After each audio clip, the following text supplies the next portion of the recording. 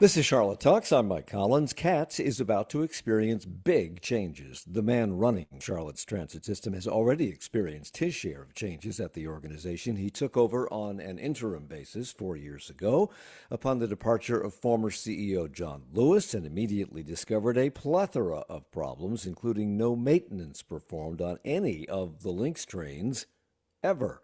So he focused on fixing that and then on making the transit system more reliable, building morale at the agency, and ending what he described as a culture of silence. He's worked on reversing declining ridership and instituting microtransit. Most recently, he's had to deal with concerns over safety on transit, and now, with the passage of the sales tax for transit, he's preparing for what's next: the red line, a new stop on the blue line, and more. And during all that time, Brent Cagle has retained the title interim CEO of CATS. And for the fourth time in as many years, Brent Cagle has returned to talk about the present and the future of public transit here in Charlotte on this program. Welcome back. Thank you, Mike. Thank you for having me. I hate to be redundant and predictable, but let me start with a question I've asked you every time in the last 4 years that you have been on. Why are you still the interim CEO of CATS? 4 years seems like a long time to be interim and a long time to decide whether or not you want this job. Well, so let me start with the last part of that. I love cats. I love being at cats, and I'm certainly always willing to keep contributing to cats. I think cats is on the right track, and I want to be a part of that. Why am I still interim? I think I should have gone back and seen what my answer was last year. My answer this year is probably the same. There are lots of reasons, but what is clear is I love cats and I'm committed to better transit and serving the community better. I'm not sure you gave me an answer last year, or the year before, or the year before that. There was some speculation, and I don't think you did well, gave me an answer now either. Well, so Uh, at least there's consistency there, right, yeah, Mike? So, exactly. There was some speculation that both you and the decision makers above you at the city wanted to see what would happen with this proposed sales tax for transit before deciding on who would run CATS permanently, because the organization is going to change a little bit because of this sales tax for transit. So, uh, since you love the organization and you've done what most people would say is a good job under challenging circumstances, if they offered it to you, would you take it? if they offered it to me, I'd probably be a fool to turn that down, but we'll cross that bridge when it comes. The MPTA has a lot of work that the new Transit Authority Board has a lot of work to do, including making decisions around the CEO. And so, right now I focus on transit that we're providing today, every day, and the customers. And those conversations, I'm sure, we'll have robust conversations in the future.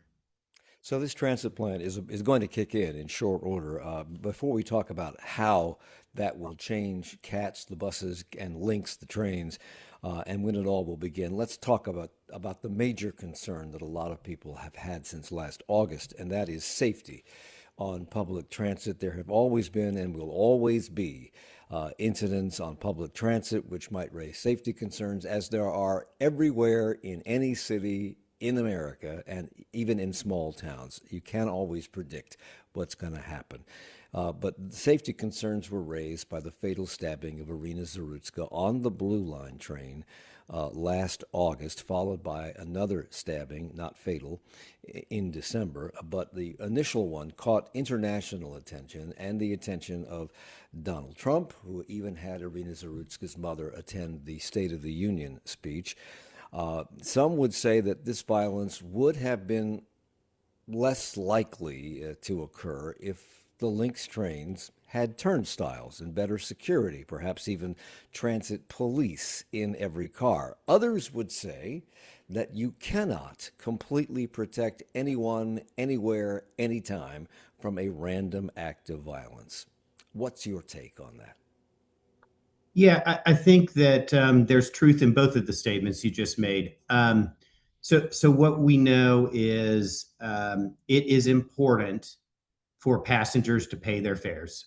And we also know that the way the Blue Line was built, it was designed to be what we call an open system. It doesn't have turnstiles.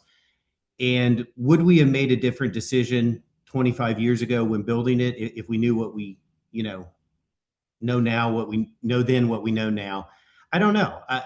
The way the Blue Line was built is standard for light rail systems. The light rail system is not the same as a subway system. But what we do know is while we don't have turnstiles, there are things we can do, we have been doing, and we continue to do to reduce and eliminate fare evasion and to increase security presence, both physical presence throughout the system, and also utilize technology to assist, really to act as a force multiplier for those security personnel and those law enforcement personnel. And so we've done some of those things, and we're working to implement some of the technology improvements today as we speak.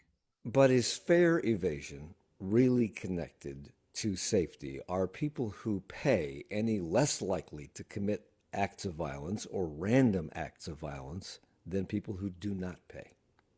I guess what I'd say is I don't know that there is exactly a direct link between paying your fare and being, being someone who may commit a violent act. I don't believe that's true, but I'm sure there are other experts out there who could check me on that. What I do think is with fare evasion increasing, it is important for everyone who uses transit to pay their fare. And it's also important for us to receive those revenues to put back into the transit system to fund things like safety and security initiatives. So it is really important. And I'm not here to say that, if you don't pay your fare, that means you're somebody who may commit a violent act. But even on its own, everyone who rides should pay their fare. And we just firmly believe that. And we are doing more to enforce that. And we're doing more to make sure that our customers and our operators um, know that they are safe and secure when they're using transit. At the height of conversations about safety, some people said, CATS said that there is no practical way to identify passengers who are banned from riding transit and further, you have said that it's not only is it not best practice to put security on all trains, it is not feasible to do so. Why not? There are two cars on every train. I don't know how many trains run at the height of operations in both directions every day, but that doesn't seem like a lot of people. Yeah, so it's sort of three things. One, today it is not impossible but difficult to identify a banned passenger when they enter the system because it's a big system. You can enter the system at every bus stop and every train platform 20 hours a day. So it's very, very difficult. That's where technology comes in. And we know that this is controversial, right? There are very meaningful conversations that have to be had, but that's where the use of technology, something like facial recognition, could help us because we have an extensive camera network that, if it's paired with an AI technology system, could alert or identify folks who are banned and identify them entering the system and let security know. Now, that being said, fair or facial recognition is controversial for a couple reasons. One, privacy concerns; those are very real concerns. And two, the error rate of facial recognition, especially with people of color. Now, what we see is systems like LA Metro are piloting it, and we understand that if we were to start to use that, there has to be a very real conversation with the community, and there has to be a very strong, responsible use of technology policy in place Well, before we what, do that. what about putting police or security people, armed security people, on every car in the system? Yeah, so as you noted, the trains today are two-car trains. You cannot move between the cars like you can in a subway system. If you board one car, you are on that car. You cannot go to the other car in the train. So there are 20 vehicles out in the system at any given time, and they run roughly 20 hours a day. And so while it doesn't seem like a lot of staff, it is a high number of staff to serve the system. And that's only on the blue line. That doesn't include the gold line or all of the buses. So it turns into a very high number of staff because of the number of hours and the number of staff you need. The other thing I'll say is it also, if one security guard is on every vehicle and those vehicles stop because of an emergency situation, they are trapped on that vehicle with, just like anyone else. They can't be mobile and then respond. And so rather than think about putting a security guard or an officer on every vehicle, what our goal is to keep them mobile throughout the system all day, every day, so that they can respond when needed to anything, any kind of incident that may occur. We have an email from one of our listeners, Kyle, more of a statement than a question. He says CATS trains are full of homeless who live on the train. Now, homeless people aren't by definition dangerous, but they can be concerning to passengers and be a reason for being uncomfortable in that situation. First of all, do you think that's a true statement, that there are a substantial number of homeless living on the trains? And if so, the trains don't run 24/7. So what happens to them when they're not on the train? I mean, what do you do about it when they are? Yeah, so a couple things. It's not accurate that homeless, the unhoused, live on trains. They do not. It is accurate that lots of people, including the unhoused, use transit, whether it's trains or buses. And sometimes they may use transit to escape the cold or the weather. That does happen. That's where fair enforcement and enforcing the rules, the rider's rules, become very important. And we want transit to be accessible to everyone, but we do believe that there are better ways to serve the unhoused community. And there are organizations better prepared to serve the unhoused community than transit. But if there's somebody who's apparently, obviously sleeping on the train and not getting off at any stop and just staying on the train as it goes in both directions, is something done about those people, or are they just allowed to stay there? And I have 30 seconds. Yeah. So again, fair enforcement. If they don't have a ticket, they're asked to leave the train But I've or ridden the the train. vehicle. I've ridden the train and paid for it many times and never been asked for proof of payment. So I hope that you have ridden it recently, and if you haven't, I would suggest you do. And I think you'll see those changes. Okay, and we're going to talk about a new fare system coming into play in short order when we come back, among other things, with Brent Cagle. He's he's the interim CEO of CATS. It's Charlotte Talks on WFAE. On the next Charlotte Talks local news roundup, NCDOT opens an information center about plans for the I-77 toll lanes. The daughter of former City Councilwoman Tijuana Brown pleads guilty to conspiracy to commit wire fraud. Former South Carolina Governor Mark Sanford attempts a political comeback. And Artemis II opens a new era in American space travel with a North Carolinian on board. Those stories and more with our roundtable of reporters tomorrow at 9. I'm Scott Tong. Surging oil prices brought on by the U.S. and Israel's war on Iran are now raising fears of a global economic slowdown. Analysts warn that if the war continues, it could destroy demand for energy and could trigger a downturn, perhaps similar to the 2020 COVID shutdown. Next time, Here and Now.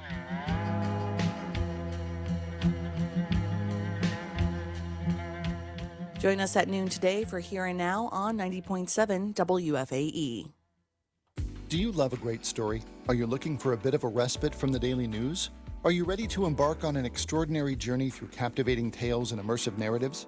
Did you know WFAE offers a 24-hour-a-day stream of the best stories and podcasts handpicked from independent creators? It's called Public Radio Remix, and it features a lot of great content that's not heard anywhere else. Find PRX Remix at WFAE.org on our mobile app, or if you have an HD radio, find it on WFAE HD3. It's Charlotte Talks on Listener Funded, 90.7 WFAE and WFHE. I'm Mike Collins. We're talking about cats, safety, and many other things coming down the pike because the sales tax for transit is about to kick in. Brent Cagle is here. He's the interim CEO of CATS, has been since 2022, I think that was the year. More on safety first. Irina Zaritska's murder was heinous. It was random, but it was also caught on video, which helped it spread around the globe. And as a result, the Federal Transportation Administration launched an audit. The state auditor did as well. The FTA came to Charlotte. A congressional committee held an investigative committee meeting here in Charlotte. The state legislature held a hearing as well in Raleigh, that I believe you attended.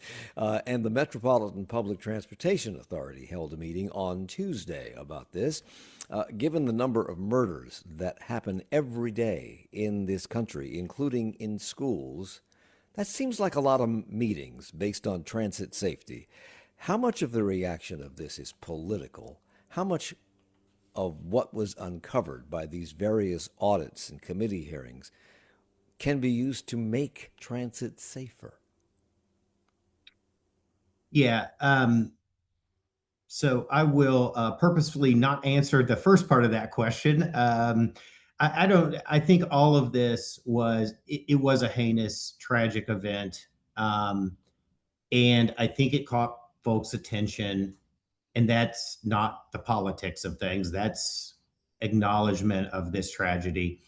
As far as the reviews go, all of those reviews help us be better. And the partnership with the FTA they've done an audit.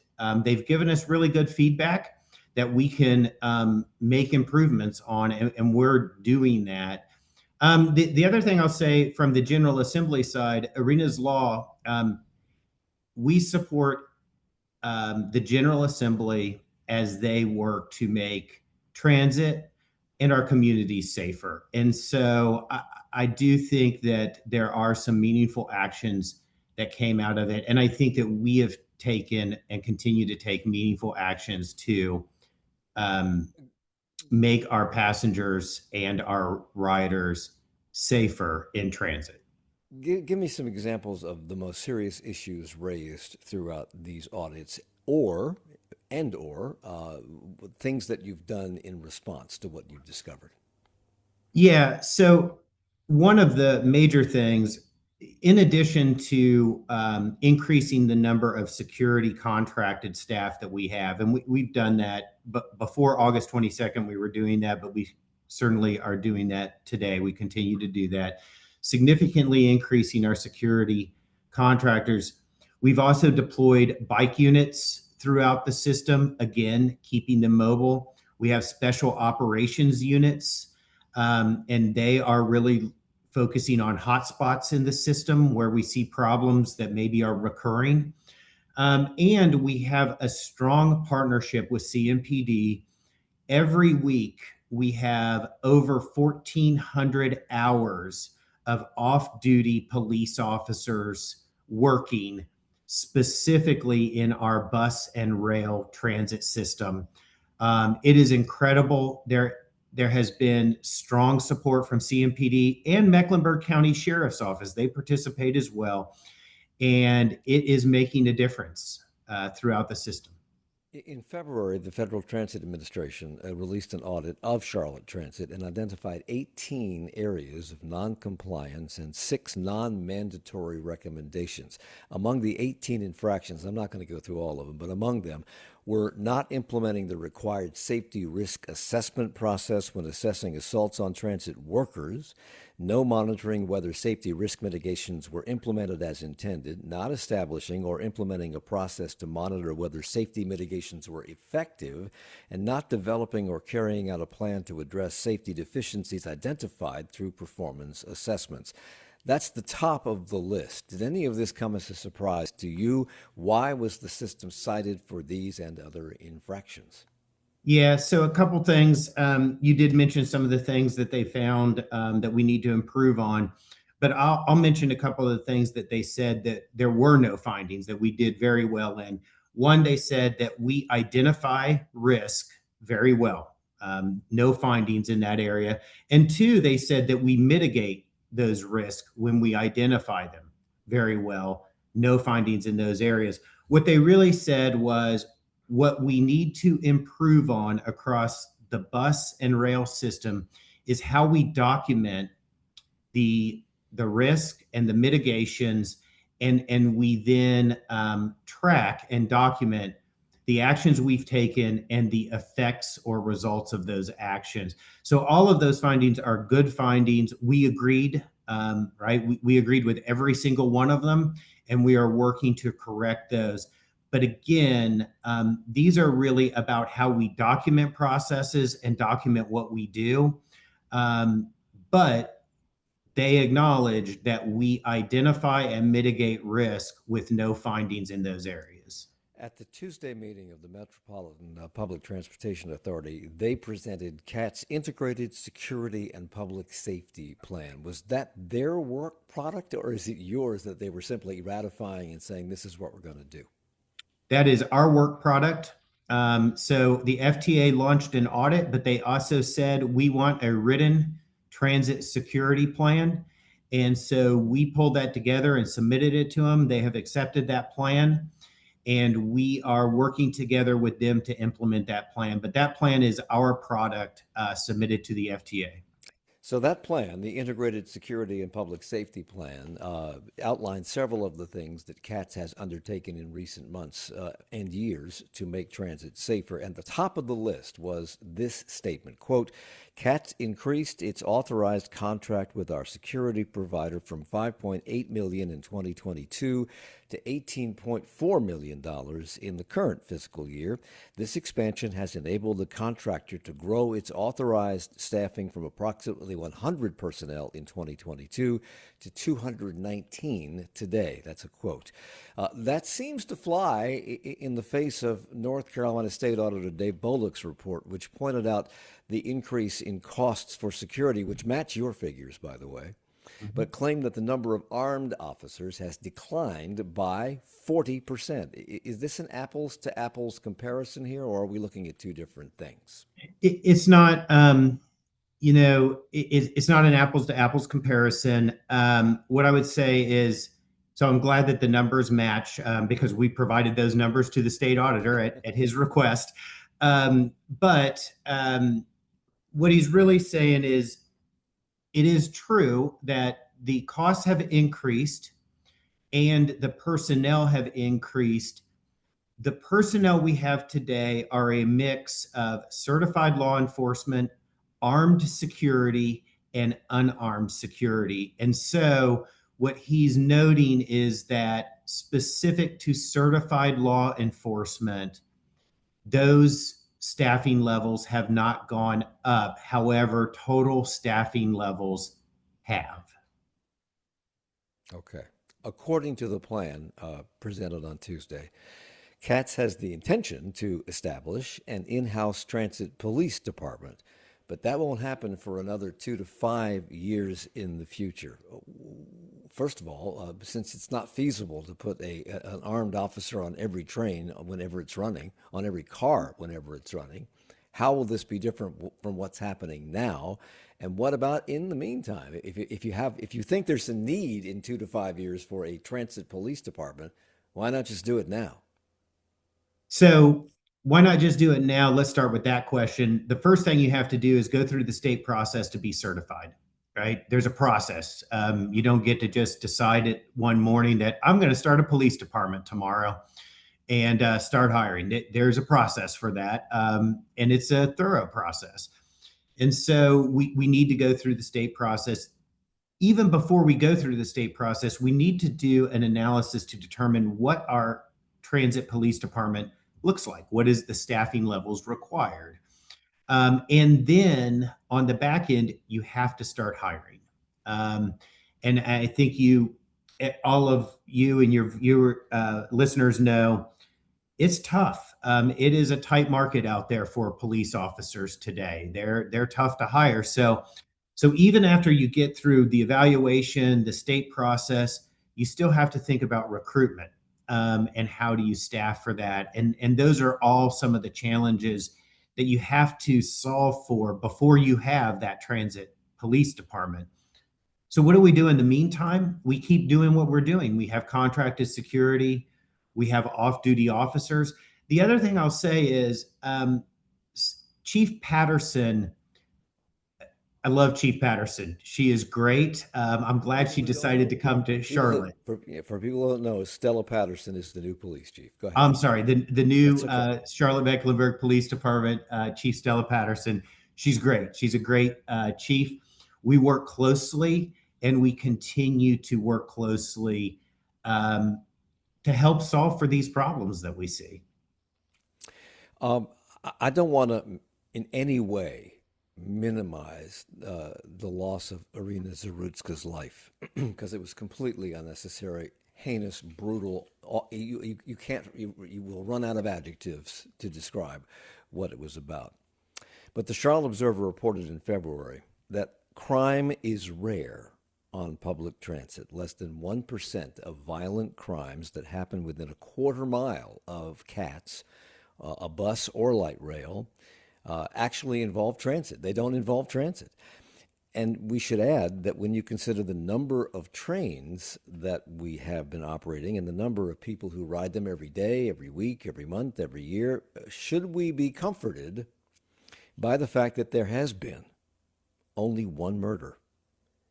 And that since 1970, there have been no murders on buses. Yeah. So I don't think we can ever be comforted by one murder because one is too many. One is too many. 100%. But I think what the Observer pointed out is what we know. You can run the stats all day long. You can run all the numbers, and you can find that statistically speaking, it's far safer to ride transit than to drive your car or all the other things. But we also know that perception is important. And if you don't feel safe, that becomes the reality. And so, yes, the Charlotte Observer, they ran the numbers. I don't disagree with them. But it also fails to see the reality of perception, right? And what that does.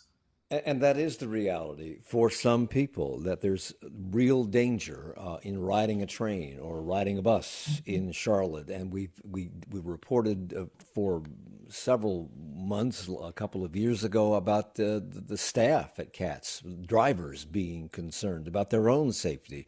And I know that you worked to address that. Do you think you have sufficiently addressed that? Do the drivers think they are safer today than they were a couple of summers ago when that was the heat of discussion? Yeah, so you've never sufficiently addressed security, right? There will never be a time when we get to where we've implemented something and we say, we're done. We've done everything we need to do. Security is perfect. We don't need to worry about that. Security is ever evolving, and you're never finished. And you're always focusing on it. So we're never done. Are we better today than we were 3 years ago? Absolutely. Do I believe that the passengers and the riders see that difference? Yes. Do I know that we still have more to do? Absolutely. But you would say that riding transit is safe. Yeah, I use transit. I would not be concerned at all recommending to my wife and my daughter to use transit. In fact, I do just that. I recommend to them to use transit. So how do you rebuild trust? How do you reverse, in some people's minds, their impressions of transit?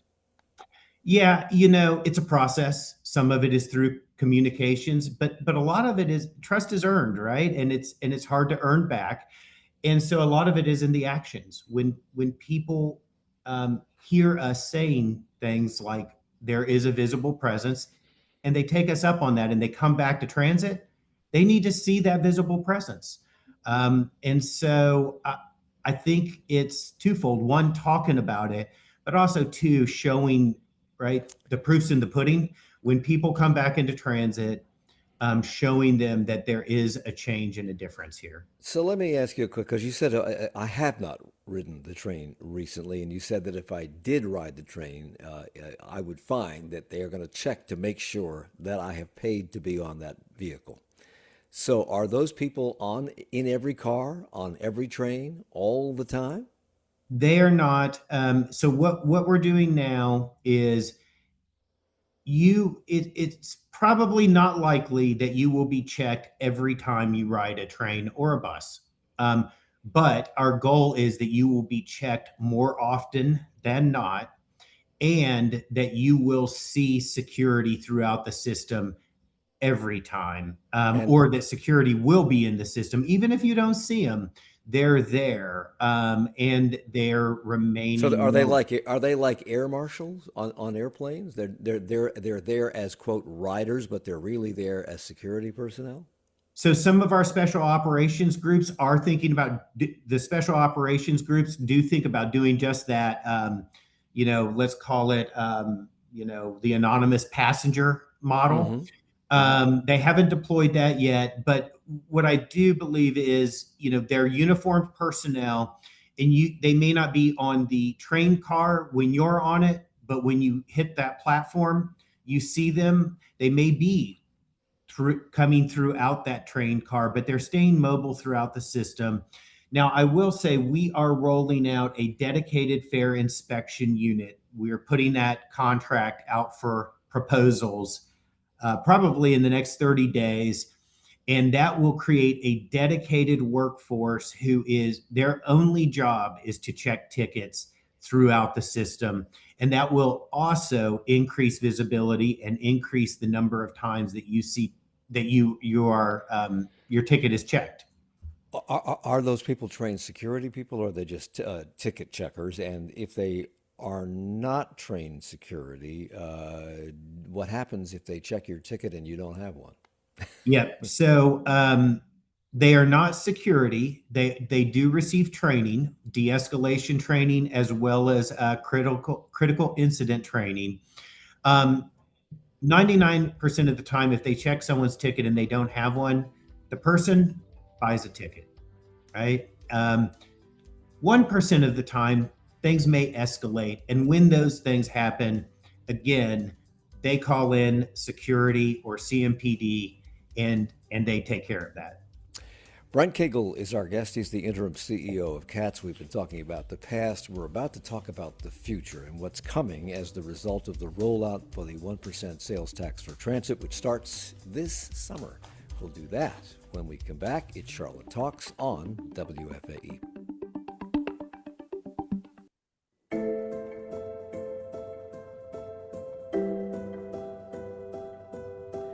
Coming up on 1A, a woman in Georgia was charged with murder for allegedly taking an abortion pill as Republicans crack down on access to these medications continues. But the number of abortions in the U.S. overall has held steady. As we approach 4 years since the overturning of Roe v. Wade, we take an updated look at access to abortion care in the U.S. That's next time on 1A at 10 o'clock. Your donation to WFAE can help make your voice heard for generations to come. By supporting WFAE through a donor-advised fund, a gift of appreciated stock, or a qualified IRA distribution, you can help safeguard independent journalism and storytelling that reflect the heart of our communities. Let us know which option works best for you. Call us at 704-926-9323. Support comes from WFAE listeners and Mazda of South Charlotte, pledging to help end child hunger in the Carolinas through ongoing support of Second Harvest Food Bank of Metrolina. Details about this initiative at mazdaofsouthcharlotte.com. And Sinclair Foundation in Rock Hill, South Carolina, dedicated to promoting and supporting charitable, educational, scientific, and religious activities to benefit the public about their communities since 1977. It's Charlotte Talks on WFAE and WFAE.org. I'm Mike Collins. We're here with Brent Cagle. He's the interim CEO of CATS. We've been talking about CATS and safety, but now we're going to talk about CATS in the future because things are about to change in just a few months. I believe this is accurate. Copilot says that the sales tax for transit kicked in on April 1st. That is not true. So artificial intelligence is not always right, but I think it kicks in on July 1st. Is that correct? That is correct. Okay. In just a couple of months, then, sales tax for transit in Mecklenburg County is set to rise 1% to support the transit plan, and that will add the Red Line train from Uptown to Mount Morn in Iredell County, which is just south of Mooresville. The Silver Line is scheduled to get bus rapid transit, and I think a train in parts of it. I'm not sure about that. There'll be other improvements too. So what exactly should we expect when we start paying this extra 1% on everything? And when will we see the first change or improvement as a result of this tax? Yeah, so that's a great question. The new tax effective date is July 1st of this year, 2026. We are already putting in our budget. So in the public sector, it's budget season. City council, the MPTA, all of the government entities, this is budget season. So we are including in our budget the better bus improvements. We have identified 5. So we said that we will over the first 5 years of the new tax, we will make bus improvements and take the top 15 routes to 15-minute headways. So in year 1, we have 5 routes identified to increase frequencies to 15 minutes. We also have 100. We hope to have more bus shelter improvements deployed in the first year. Those are in our budget. We have already budgeted and executed the contract for design and environmental work on the Red Line. I'll correct you a little bit. The Red Line today is planned to have a terminus in Davidson. We are cautiously optimistic that Mooresville and Iredell County will embrace the Red Line, but they have to agree to that, and they have not.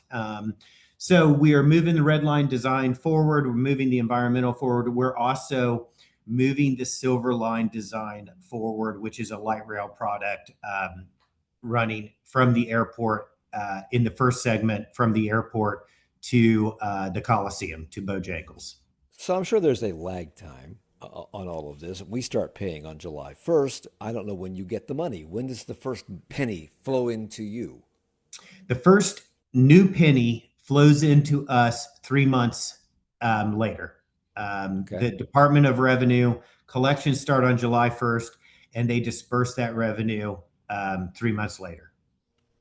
Speaking of revenues flowing in, we talked a little bit about fares and people getting on the train, particularly, and not paying their fare. But that may be about to change because you're about to institute a fare modernization program. What will that entail? Yeah, so when we think about how do we better serve our customers, and also some of the security improvements that we were talking about in the first part of the show, we want to introduce fare modernization, and that's a whole host of things. I'll talk about a few of them. One, we want to introduce new ways to pay. And what I mean by that is fare cards, but also tap to pay. Don't have to use the app. You can use your phone through Apple or Google Pay. You can use your credit card, all those kinds of conveniences you see in other transit systems. We also will be deploying ticket validators throughout the Blue Line and throughout the system that will require you to use the validator to activate your ticket. when using the Blue Line. That helps us understand if you have or have not paid. There are also some equity improvements that we have. One is we want to expand our discounts. Right now, seniors and youth can enjoy discounted fares. We want to expand that to veterans, also people who are receiving public assistance of any type. We want transit to be accessible and affordable. And so expanding the discounts is important, and expanding our ability to do a program that we call fare capping. That's very, very important, but it requires those digital fare payment to be able to really utilize fare capping.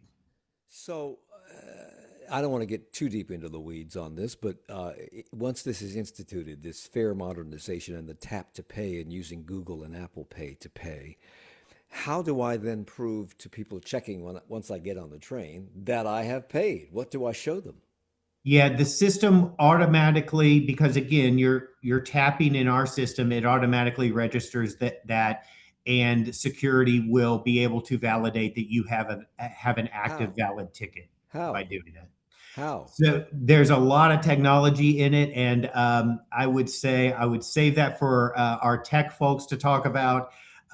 For me, this may maybe you're like this, but for me, technology is sort of this big cloud with that stuff happens. But my tech folks tell me that absolutely this will not degrade our security posture. It will make it easier for our security folks to enforce those fares. So you said a moment ago that the Blue Line, light rail, and this is common across the country, is not designed to have turnstiles like subway, which Yeah. make you can't get in unless you jump the turnstile without paying. But you're now in the process of designing the Red Line, and the Red Line is not light rail; it is commuter rail. There's a slight difference there. As you design that line and the stops along that line, are you intending to put turnstiles in, or are you going to do it like the Blue Line? Yeah, so it's a yes and no answer to that. We are looking at it, and we're looking at what the station and platform security is. We haven't decided one way or another on turnstiles at the platform. One of the problems with turnstiles and our system, the red line included, is it's all at grade. And so when you think about a subway system, the entire alignment is protected and dedicated and fenced. And so all of our system is at grade, the red line included. And that creates a problem with turnstiles because you just walk around and hop up on the platform, right? And we don't want people walking up the tracks. But the other thing I'll say about the red line is it is a different train technology. And so what we do anticipate is literally a fare inspector, just like you would see on an Amtrak train. When you board, the conductor, if you will, is walking through the train and checking tickets as you go, just like you would see on an Amtrak train, because the technology, the train technology is different and you can move between the cars. And so we would anticipate having the conductor, that classic conductor, Right. coming through the train, checking tickets every ride. Speaking of Amtrak, the Red Line is set to terminate uptown at the long-delayed Gateway station, which will also be the planned terminus stop for Amtrak. City buses, the Gold Line streetcar is predicted to stop there, as is the Silver Line. How necessary is this facility to the future of CATS and Lynx service? And is it part of the transit plan along with funding for its construction? Yes. So the Gateway Station area becomes a concentration. It becomes a mobility hub. Buses, Greyhound. I think you didn't mention Greyhound, but Greyhound will be there. Amtrak, local, intercity, interstate, all different forms of transit are coming there. It's an important transit hub, and that is known absolutely.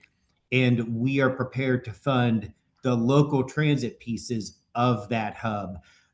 We continue to work on the private development around that, right? There's opportunities that are bigger and greater than just transit, including private development. And that's what we continue to work on with the private sector, with private developers. WFAE Steve Harrison, who reports on transit and has really kept his eye very closely on CATS and links, says that NCDOT has finished $80 million in track and signal work needed to open Gateway Station. What is left for the city to build is the waiting area and the platform and where you buy the ticket offices, to put some finishing touches on things. That hasn't happened yet. Why not? That has not, and that is accurate. The station needs to be built and the platform needs to be finished. The reason why not is, again, as we think about what the bigger project is and how the transit elements integrate in with the private, again, you need to know the answer to both before you can start either.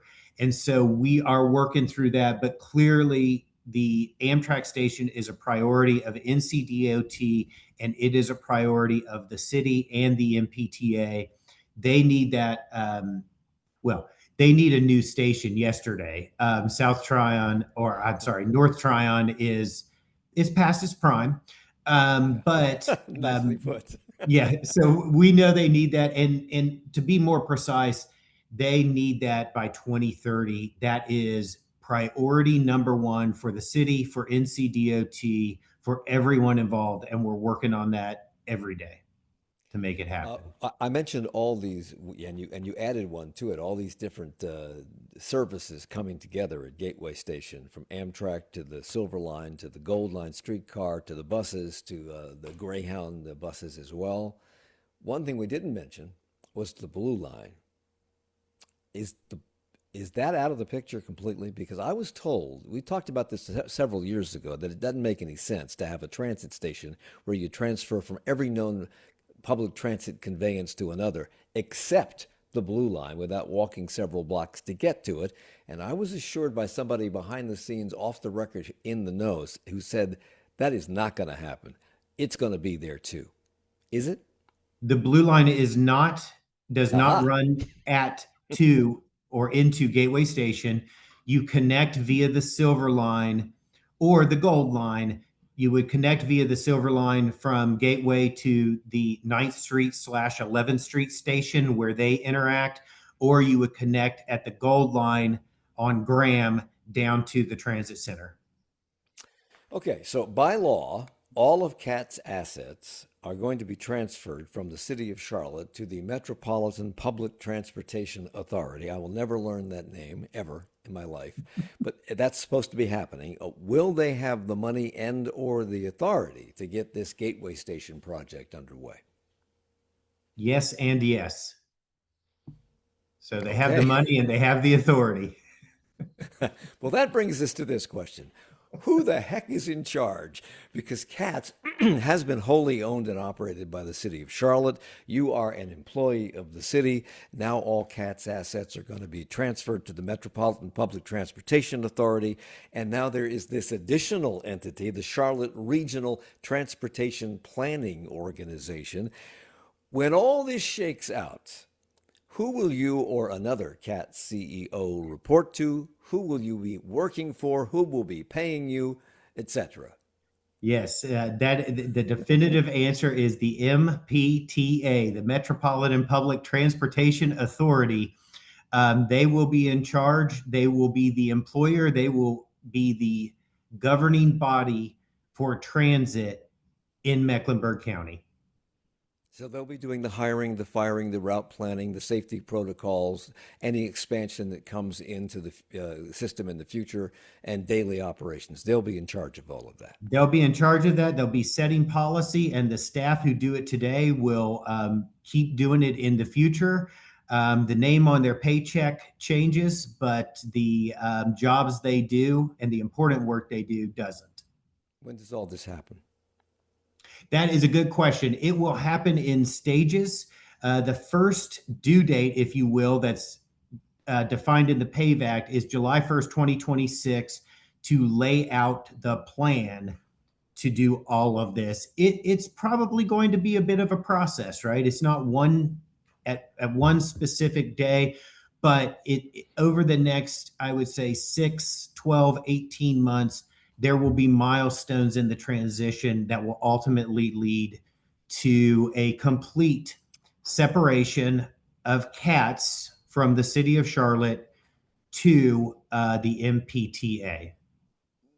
Part of Charlotte's challenge is that we have a bus system and we have one element of a rail system at the moment. And for a transit system to work effectively, it has to be a system. You got to be able to connect from one place to another and go where you want to go, when you want to go. And otherwise, everybody's going to use their car. Once this transit plan kicks in and it begins to build itself out, do you see that people will see the value in public transit more than they do today, and that will increase the dwindling ridership that you have been experiencing? Yes. So what we know, and other cities, right, have been test cases for this. What transit needs to be the transportation mode of choice for everyone is it needs reliability, and it needs high frequency, and it needs security, it needs safety, right? You have to know that the bus or train is coming when we say it's going to be there. It needs to come frequently. You need to have a lot of choices, and you need to feel safe. The transit system plan checks the boxes on all three of those things across all modes. That's why we put it forward, right? Because we know those things about transit. Those are keys to increasing ridership, and the transit system plan, this new funding, it does all of those things. Only have 30 seconds left, but CATS is beginning or has begun multiple projects in the South End area. You're adding a stop to the Blue Line. You're adding a crossover from an apartment complex into the area behind the Auto Bell on South Boulevard. That's because of growth and development. As growth and development continues down that rail line, will you be doing more projects like that? And is the money coming from the 1-cent sales tax for that? Very quickly. Yeah, so we absolutely can do things like that as growth and development occurs. And yes, it will come from all of our sales tax funding. And the sales tax, everybody, get your shekels together, kicks in on July the 1st. Brent Cagle, the interim CEO of CATS, spent the hour with us. Next year when we talk to you, will you still be interim? To be determined. We'll find see. out. Thanks for the hour. Thank you. Charlotte Talks is a